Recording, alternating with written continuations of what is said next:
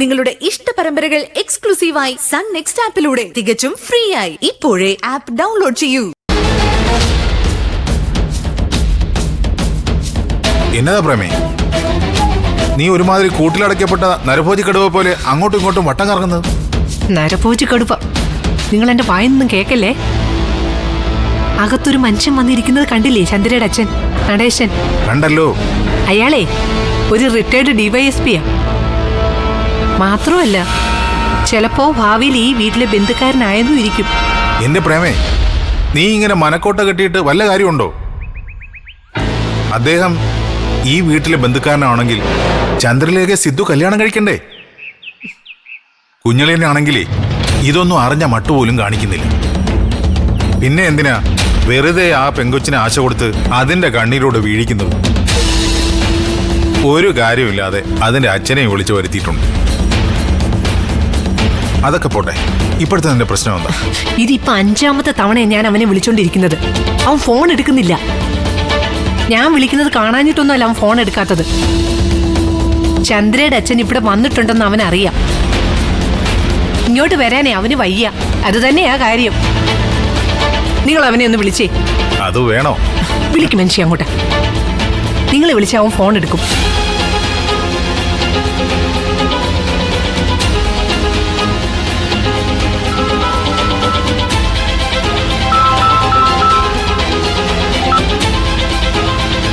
Hello അളിയ. അളിയനിത് എവിടെയാ? അത് അളിയ, ഞാനൊരു കേസിന്റെ കാര്യമായിട്ട് നിൽക്കുക. എന്താ വിളിച്ചത്? എടാ സിദ്ധു, ഞാനാടാ. ഞാൻ വിളിച്ചിട്ട് നീ എന്താടാ ഫോൺ എടുക്കാത്തത്? അത് പിന്നെ ചേച്ചി, ഞാനൊരു പ്രധാന മീറ്റിംഗിലായിരുന്നു. എന്തോന്ന് മീറ്റിംഗ്? ഫോൺ എടുക്കാൻ പറ്റാത്ത എന്ത് മീറ്റിംഗ് ആടാ നിനക്കുള്ളത്? എന്റെ പൊന്ന് ചേച്ചി, ഫോൺ സൈലന്റിലായിരുന്നു. ഓഹോ, അപ്പൊ നിന്റെ അളിയൻ വിളിച്ചപ്പോഴെങ്ങനെയാടാ നിന്റെ ഫോൺ വയലന്റ് ആയത്? എടാ മോനെ, വീട്ടിൽ വന്ന ഒരാളെ അപമാനിക്കാൻ നിൽക്കാതെ നീ വേഗം ഇങ്ങോട്ട് വാ. വീട്ടിൽ വന്നയാളോ? ആരാ? ഓഹ് മക്കളെ, ഒന്നും അറിയാത്തതുപോലെ നീ നിന്ന് പൊട്ടം കളിക്കല്ലേ. ചന്ദ്രയുടെ അച്ഛൻ നടേശൻ സാറേ നിന്നെ കാണാൻ കാത്തിരിക്കുക ഇവിടെ. ചേച്ചി, എന്നെ എന്തിനാ അദ്ദേഹം കാണുന്നത്? ഞാനെന്താ വല്ല കാഴ്ച വസ്തുവാണോ? അയ്യോ, നീ അങ്ങനെ വലിയ വലിയ കാര്യങ്ങളൊന്നും പറയാതെ മര്യാദയ്ക്ക് ഇങ്ങോട്ട് വാടാ. തൽക്കാലം ഞാൻ അങ്ങോട്ട് വരാനുള്ള മാനസികാവസ്ഥയിലൊന്നും അല്ല. ചേച്ചി അതൊന്ന് മനസ്സിലാക്ക്. ഞാൻ അവിടെ വന്ന് ഇൻഡിഫറൻ്റ് ആയിട്ട് അദ്ദേഹത്തോട് സംസാരിച്ചാൽ അതെല്ലാവർക്കും ഫീൽ ചെയ്യും. അതുകൊണ്ട് ഇന്ന് അങ്ങനെ ഒരു കൂടിക്കാഴ്ച വേണ്ട. അദ്ദേഹത്തെ ഒരിക്കലും കാണില്ലെന്നോ സംസാരിക്കില്ലെന്നോ ഒന്നും ഞാൻ പറയുന്നില്ല. പക്ഷെ ഇന്ന് എനിക്ക് പറ്റില്ല. ആകെ മൂഡ് ഓഫില്ല ഞാൻ. ഓ, എന്നാണാവോ അങ്ങയുടെ മൂഡ് ഓഫ് മാറി മൂഡ് ഓൺ ആവുന്നത്? അത് ഞാൻ ചേച്ചിയോട് പറഞ്ഞോളാം. എന്തായാലും വൈകുന്നേരം ഞാൻ വീട്ടിലേക്ക് വരുമല്ലോ. ചേച്ചി അളിയന് ഫോൺ കൊടുത്തേ. അപ്പൊ നീ ഞാൻ പറയുന്നൊന്നും അനുസരിക്കത്തില്ല അല്ലേ? എന്റെ ചേച്ചി എന്നൊന്ന് മനസ്സിലാക്ക് പ്ലീസ്.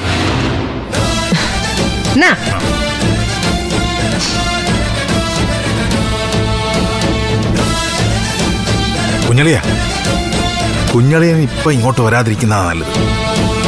വലിയൊരു വീശുവലായിട്ടാ DSP അദ്ദേഹം വന്നിരിക്കുന്നത്. അയാൾ പോയി കഴിഞ്ഞിട്ട് ഞാൻ വിളിച്ചു പറയാം. ശരി അളിയ.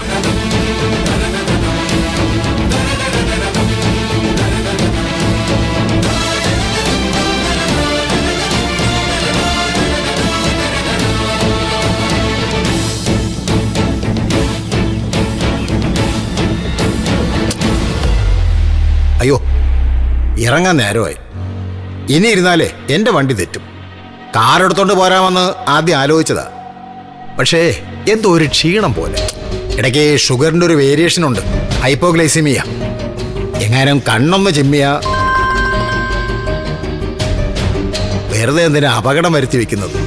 അതുമാത്രമല്ല, ഇവിടുന്ന് നേരെ പോലീസ് ക്ലബിലൊന്ന് പോകണം. ഞങ്ങൾ പഴയ ആൾക്കാരെല്ലാം കൂടി വൈകുന്നേരം ഒരു ഒത്തുകൂടലുണ്ട്. അല്ല, ഒരു 5 മിനിറ്റ് കൂടി നോക്കിയിട്ട്. പ്രേമേ, അവനെ കിട്ടിയില്ലേ ഫോണില്? ആ കിട്ടി. അല്ലച്ചാ, കുഞ്ഞളിയൻ ഏതോ ഒരു മീറ്റിംഗിൽ പെട്ടുപോയി. ആ അവിടുന്ന് ഇറങ്ങിയിട്ടുണ്ടെന്നാ പറഞ്ഞത്. ഇന്നൊരു 5 മിനിറ്റ് കൂടി വെയിറ്റ് ചെയ്യച്ച. സിദ്ധുട്ട് വന്നിട്ട് പോവാം. സിദ്ധുവിനെ കാണാനോ സംസാരിക്കാനോ ആഗ്രഹമില്ലാഞ്ഞിട്ടല്ല മോളെ. ഞാൻ പറഞ്ഞില്ലേ, ഇപ്പൊ ഇവിടെ നിന്ന് ഇറങ്ങിയാലേ കറക്റ്റ് സമയത്ത് എനിക്ക് പോലീസ് ക്ലബ്ബിൽ എത്താൻ പറ്റത്തുള്ളൂ. പങ്ക്ച്വാലിറ്റിയുടെ കാര്യത്തിൽ ഞാൻ സ്ട്രിക്റ്റ് ആണെന്ന് നിനക്കറിയാലോ. ആ എന്നാ പിന്നെ അങ്ങനെ ആവട്ടെ. അടുത്ത വരവിനെ സിദ്ധുവിനെ കാണാമല്ലോ. എന്തായാലും ചന്ദ്രമോൾ ഇവിടെ തന്നെ ഉണ്ടല്ലോ. നീ ഇവിടെ തന്നെ അങ്ങ് പറ്റിക്കൂടാതെ ഇടയ്ക്ക് സ്വന്തം വീട്ടിലേക്കൊന്ന് വരണം കേട്ടോ. എന്നാ പിന്നെ ശരി. എന്റെ മോള് ഏറ്റവും സുരക്ഷിതമായ ഒരു സ്ഥാനത്ത് നിൽക്കുന്നു എന്ന ആശ്വാസത്തോടെയാ ഞാൻ പോകുന്നത്. ഏയ് എന്താടാ ഒരു സെന്റിമെന്റ്സ്? അത് പിന്നെ സങ്കടം വരാതിരിക്കൂ. അച്ഛൻ വന്നിട്ട് പോകുമ്പോ ചന്ദ്ര മാത്രമല്ല, നിങ്ങൾ എല്ലാവരും കൂടി ഒരു ദിവസം അങ്ങോട്ട് പോരെ. ഞങ്ങളുടെ വീടൊക്കെ ഒന്ന് കണ്ടിരിക്കാമല്ലോ. നേരത്തെ അറിയിച്ചിട്ട് വേണം വരാൻ. നിങ്ങൾ വരുന്ന കാര്യം ബന്ധുക്കളോടൊക്കെ ഒന്ന് പറയണ്ടേ? എല്ലാവരെയും ഒന്ന് പരിചയപ്പെടാമല്ലോ. ഇനി അങ്ങോട്ട് ഒന്നിച്ച് പോകേണ്ടവരില്ലേ നമ്മൾ? അതിനെന്താ, ഞങ്ങൾ വരാം. അതെ, ഏറ്റവും അടുത്ത ദിവസം തന്നെ സിദ്ധുവിനെ കൂട്ടി ഞങ്ങൾ അങ്ങോട്ട് വരാം. ദേ, നിന്റെ ശാഠ്യവും കുറുമ്പവും എടുക്കാതെ നല്ല മിടിമിടിക്കായിട്ട് നിൽക്കണം കേട്ടോ. എന്തെങ്കിലും ആവശ്യം ഉണ്ടെങ്കിൽ അച്ഛനെ വിളിക്കണം. അതൊക്കെ ഞാൻ നോക്കിക്കോളാം. ചേച്ചിയമ്മയെന്ന് പറഞ്ഞാലേ ചന്ദ്രമോക്ക് ജീവനാ. എനിക്ക് ഇവിളെ. അപ്പൊ ശരി. വാ മോളെ.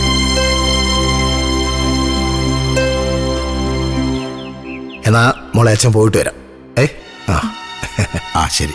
ആ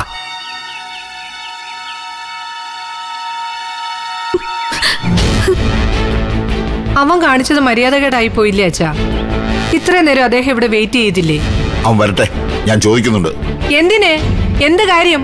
അച്ഛൻ അവനോട് ചോദിക്കൂ. സാഹിബിനെ കാണുമ്പോ അച്ഛൻ കവാത്ത് മറക്കത്തില്ലേ? ചന്ദ്രമോക്ക് ഒരുപാട് സങ്കടായി. അത് പറഞ്ഞ് ഇനിയും വഷളാക്കണ്ട പ്രേമേ. കുഞ്ഞുള്ളിനോട് ഞാനും സംസാരിച്ചതല്ലേ. എന്തെങ്കിലും അത്യാവശ്യമോ പ്രശ്നങ്ങളോ കാണും. എന്ത് അത്യാവശ്യമാ? എന്ത് പ്രശ്നോ? അവൻ മനഃപൂർവ്വം മാറി നിന്നതാ. ചിലപ്പോ അങ്ങനെ ആവാം. ഇവിടെ പിടിച്ചു കെട്ടി ഇടാനൊന്നും പറ്റത്തില്ലല്ലോ. ഞാൻ ചന്ദ്രയുടെ അടുത്തേക്കൊന്ന് ചെല്ലട്ടെ.